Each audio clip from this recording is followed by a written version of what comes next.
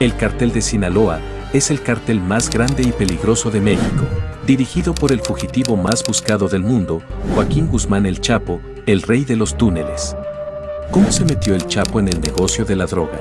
Nacido en las montañas de Sinaloa a finales de los años 50, Guzmán pasó sus primeros años trabajando en el transporte y venta de naranjas, y de joven se unió a su tío y se dedicó al contrabando. En aquella época, el poder de los cárteles colombianos estaba en descenso, en parte debido a la muerte de varios capos de la droga, sobre todo Pablo Escobar, que murió en 1993, y a las medidas drásticas de Estados Unidos contra el narcotráfico en el Caribe, que en aquel momento era la ruta preferida para transportar droga a Estados Unidos. A medida que México ganaba popularidad como ruta de la droga, crecía la fuerza de sus organizaciones criminales, especialmente la del Cártel de Sinaloa, que se benefició de los innovadores métodos de contrabando de Guzmán, sobre todo a través de túneles y de su amplio uso de sobornos. El Chapo comenzó su carrera criminal en la década de 1980 como miembro del Cártel de la Droga de Guadalajara, dirigido por Miguel Ángel Félix Gallardo. Guzmán ascendió rápidamente en la organización. Cuando se disolvió a finales de los 80, se convirtió en líder del Cártel de Sinaloa. Bajo su dirección, el Cártel de Sinaloa desarrolló técnicas y estrategias creativas de contrabando, como la construcción de túneles con aire acondicionado bajo la frontera entre México y Estados Unidos, el ocultamiento de drogas en latas de pimiento y extintores, y la catapulta de drogas a través de la frontera. Guzmán se labró una reputación de sanguinario despiadado y a menudo se le describía como una persona arriesgada que no dudaba en matar a alguien por retrasarse en un envío de droga.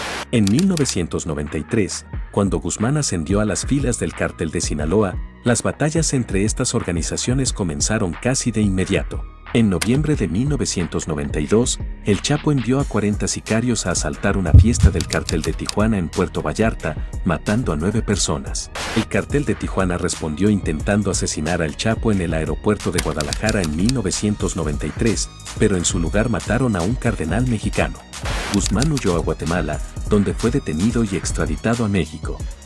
Los mexicanos intentaron acusarle de asesinato, pero pronto fue puesto en libertad con cargos de asesinato, pero declarado culpable de tráfico de drogas y posesión de armas de fuego, y finalmente fue condenado a más de 20 años en una prisión de máxima seguridad. Sin embargo, a cambio de sobornos, las autoridades de la cárcel le concedieron amplias libertades, lo que le permitió seguir dirigiendo su cartel de la droga.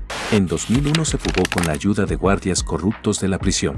Una investigación posterior condujo a la detención por corrupción de muchos empleados de la prisión, incluido su director. Sinaloa ganó territorio a los cárteles de Tijuana y Juárez, consolidando su posición como una de las organizaciones de narcotraficantes más poderosas del mundo. A principios del siglo XXI, el cartel operaba en más de 50 países, pero era especialmente dominante en Estados Unidos. Guzmán era responsable de la mayor parte del tráfico de marihuana y cocaína de Colombia y México a Estados Unidos, y de ser el mayor contrabandista en el triángulo entre Asia, México y Estados Unidos, en el que la metanfetamina se producía en México, con productos químicos fabricados en Asia, y luego se introducía de contrabando y se vendía en Estados Unidos. En 2015, las autoridades estadounidenses afirmaron que Sinaloa controlaba los mercados de drogas de casi todos los estados. Las estimaciones de sus ingresos anuales variaban entre 3.000 y 39.000 millones de dólares y su fortuna personal se estimaba en 26.000 millones de dólares en 2009.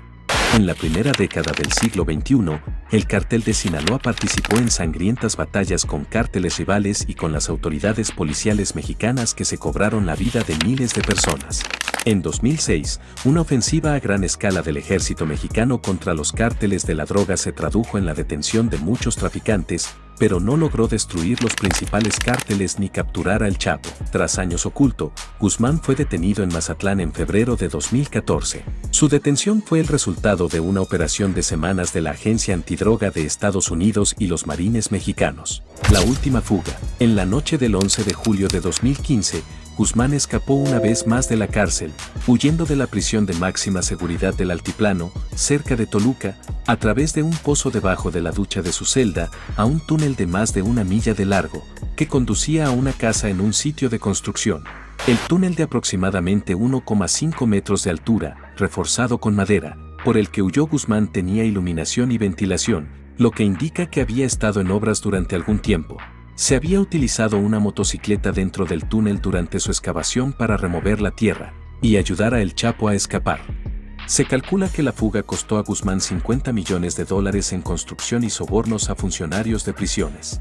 Se organizó una persecución masiva y casi de inmediato surgieron dudas sobre la posible complicidad oficial en la fuga, lo que supuso un duro golpe para el presidente Enrique Peña, que había hecho la persecución de los cárteles de la droga una de las principales prioridades de su nueva administración, y que había anunciado a bombo y platillo la captura de Guzmán como un triunfo fundamental. El 8 de enero de 2016, se anunció que Guzmán había sido capturado en Los Mochis tras un tiroteo. Al año siguiente fue extraditado a Estados Unidos, donde se le acusó de varios delitos, entre ellos narcotráfico, lavado de dinero y conspiración de asesinato.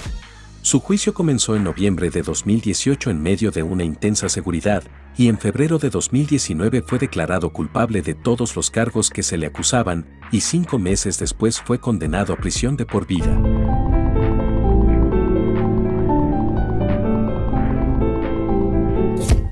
Confirmó la recaptura del líder del cártel de Sinaloa, cuya fuga fue una gran humillación para su gobierno. En 2021 la esposa de Guzmán, Emma Coronel, fue detenida en Estados Unidos y acusada de participar en su imperio de la droga. Ese mismo año se declaró culpable de varios cargos y fue condenada a 3 años de prisión. La captura y posterior extradición de El Chapo a Estados Unidos parece haber desencadenado una batalla interna por el control de la organización, como demuestra un ataque en febrero de 2017 contra El Mayo y 2 de los hijos de El Chapo que al parecer fue organizado por la mano derecha de El Chapo, Dámaso López Núñez, también conocido como el licenciado. Sin embargo, tanto el licenciado como su hijo han sido detenidos y se encuentran bajo arresto estadounidense, dado que la condena de El Chapo en Estados Unidos en 2019 le llevó a prisión para el resto de su vida. El Mayo, el único miembro que queda del cártel de Sinaloa, y los hijos de El Chapo, que también son conocidos colectivamente como los Chapitos, quedan ahora al frente de la Dirección General de las Operaciones del cártel. En 2020, las divisiones entre los Chapitos y El Mayo parecieron empeorar, con una serie de enfrentamientos mortales entre sus seguidores, así como el misterioso asesinato de un antiguo sicario del cártel de Sinaloa. Por el contrario, todos los hijos de El Mayo han sido detenidos y encarcelados en Estados Unidos. El cártel de Sinaloa parece haber tomado ejemplo del cártel colombiano de Cali al establecer fuertes conexiones con la élite política y económica de México. A menudo optan por el soborno en lugar de la pistola y por las alianzas en lugar de la lucha, pero no dejan de organizar sus fuerzas para invadir zonas que quieren controlar.